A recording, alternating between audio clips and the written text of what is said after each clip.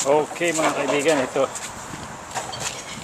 po, inipon ko na yung mga plastic na aking ibebenta. Dito ang bentahan ng plastic, bote, garapa, lata. Ano pa mga kaibigan, dito natin sila ibebenta. Okay mga kaibigan, ipapasok nilang dito to. Ganyan o. Ano rito, puro high-tech dito ang bentahan ng mga plastic.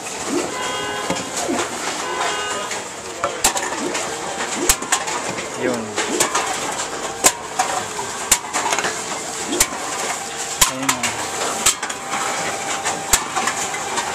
Magkano na ang naihulog mo yan. Yan ang presyo. So mga kaibigan, itong resibo na nakuha ko, ipipresent yun lang to dito sa Ralph's, yung department store. Doon bibigyan ka na ng pera, $3.25 to, tapos may isa pa akong resibo ron na mahigit $4, so nabot ng $7. Gagamitin ko ito mga kaibigan para mag merienda. Nagugutom na ako eh. Kakain tayo ng pizza ngayon. Pizza ang trip kong kainin ngayon mga kaibigan. Mga kaibigan, nakakapagod at nakakagutom. Ito, dito lang tayo kakain ha.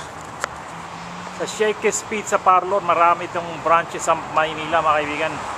Iba't ibang panig ng Maynila, Luzon, Mindanao, Visayas. Maraming Shakey's Pizza. Halika, pasok tayo. Gutom na ako. Paparada ko muna itong kariton ko dito sa gilid, okay? Okay, Shakey's Pizza. At na.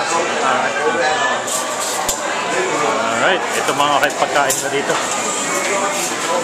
Fried chicken, potato wedges. Diba? Ayan po mga kaibigan, may mashed potato, mac and cheese, spaghetti. Siyempre mga pizza.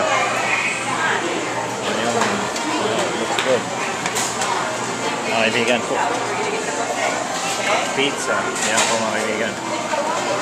Okay mga kaibigan, nakakuha na tayo ng pagkain natin. Ang paborito kong Shakey's yung sa Cubao noon. Natatandaan ko pa noon na 15 years ago pa tayo, matagal na. Shakey's Pizza sa Cubao, katabi ng New Frontier Theater. Yeah, may banda pa nga doon. Sarap ng pagkain doon. Ito nga pa yung kakainin ko. Hindi ito kasing palagay. Hindi ito kasing sarap ng Shakey's sa atin. Mas masarap sa atin talaga sa Pilipinas. Okay mga kaibigan, tikman natin.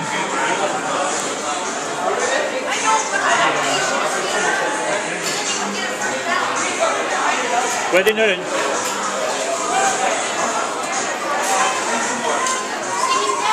Pizza.